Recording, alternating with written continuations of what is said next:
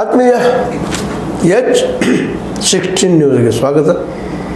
ನಾನು ನಿಮ್ಮ MI ಅಥವಾ ಮಲ್ಲಪ್ಪ ಜೋತವ. ಆತ್ಮೀಯರೇ, ಬಿ ಜೆ ಪಿ ಇದಂತೂ ಏನು ಹೇಳೋ ಅವಶ್ಯಕತೆ ಇಲ್ಲ.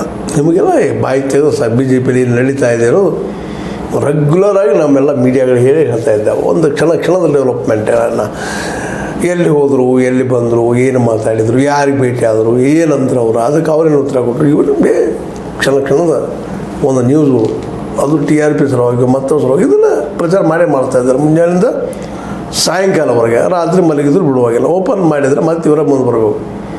ನಮ್ಮ ಯಾರಪ್ಪ ಅಂದ್ರೆ ಒಬ್ಬರು ಒಂದು ಕಡೆ ನಮ್ಮ ಯತ್ನಾಳರು, ಬಸವಗೌಡ ಪಾಟೀಲ್ ಯತ್ನಾಳರು, ಇನ್ನೊಂದು ಕಡೆ ನಮ್ಮ ರೇಣುಕಾಚಾರ್ಯ MP ರೇಣುಕಾಚಾರ್ಯ, ಇವರಿಬ್ಬರು ಪರ ವಿರೋಧಗಳ ಒಂದು ಬಫೂನ್ಗಳಾಗಿ ಕಾಣ್ತಾ ಇದ್ದಾರೆ ಇತ್ತೀಚೆಗೆ.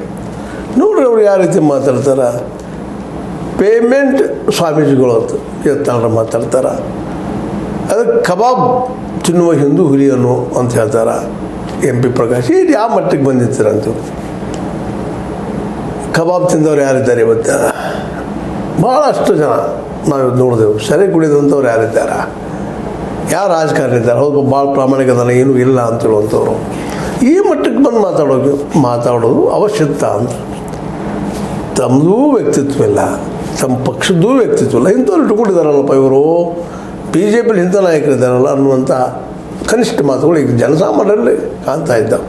ಇವ್ರು ಬೇರೆ ಸಮಸ್ಯೆ ಕಾಣೋದಿಲ್ಲ ಏನ್ರಿ. ಇವ್ರು ಒಟ್ಟು 1.2 ಹೌದು ಬಿಡ್ರಿ, ಈ ಸದ್ಯ ಏನೋ ಆ ರಾಜ್ಯಾಧ್ಯಕ್ಷ ಸ್ಥಾನದ ಇಳಿಸಿದ್ರೆ ಈ ನಾಡು ಉನ್ನತಿಗೆ ಹೋಗ್ತದೆ, ಗ್ರೇಟ್ ಆಗ್ತದೆ ಅಂತ ಹೇಳುವಂಥ ಏನಾದರೂ ಅದಾವ ಆಧಾರಗಳು?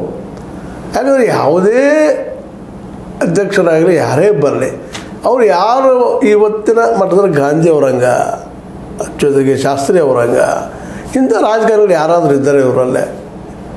ಈಗ ವಿಶೇಷವಾಗಿ ಯಡಿಯೂರಪ್ಪರು ಬದಲಾಯಿಸ್ಬೇಕಾದ್ರೆ ಒಬ್ಬ ಗಾಂಧಿ ಅಂತ ವ್ಯಕ್ತಿತ್ವ ಬೇಕಲ್ಲೇ, ಅಥವಾ ವಿಜೇಂದ್ರ ಬದಲಾಯಿಸ್ಬೇಕಾಗಿದ್ದರೆ ಒಬ್ಬ ಒಳ್ಳೆಯ ವ್ಯಕ್ತಿತ್ವ ಬೇಕಲ್ಲೇ. ಯಾರಿದ್ದಾರೆ? ಎಲ್ಲರ ಮೇಲೆ ಒಂದಿಷ್ಟು ಆರೋಪಗಳಿದ್ದಾವಲ್ಲ, ಯಾರಿಗಿಲ್ಲ. ಮತ್ತು ಅವರು ಕೇಳ್ತಾ ಇದ್ದಾರೆ, ಪತ್ರಕರ್ತರು ಕೇಳ್ತಾ ಇದ್ದಾರೆ, ಯಾಕೆ ನಿಮ್ಗೆ ಏನು ಕೌಟುಂಬಿಕ ರಾಜಕಾರಣ ಇಲ್ವಾ? ನಿಮ್ಮ ಮಗ ಬರೋದಿಲ್ಲ ನಾಳೆ ರಾಜಕೀಯಕ್ಕೆ? ನಿಮ್ದು ಎಲ್ಲಿ ದುಡ್ಡು? ನಿಮ್ಮ ಮೂರು ಏನು? ಇಲ್ಲಿಗೆ ಶುರುವಾಗಿದೆ ಸಣ್ಣಂಗೆ. ಈಗ MP ರೇಣುಕಾಚಾರ್ಯ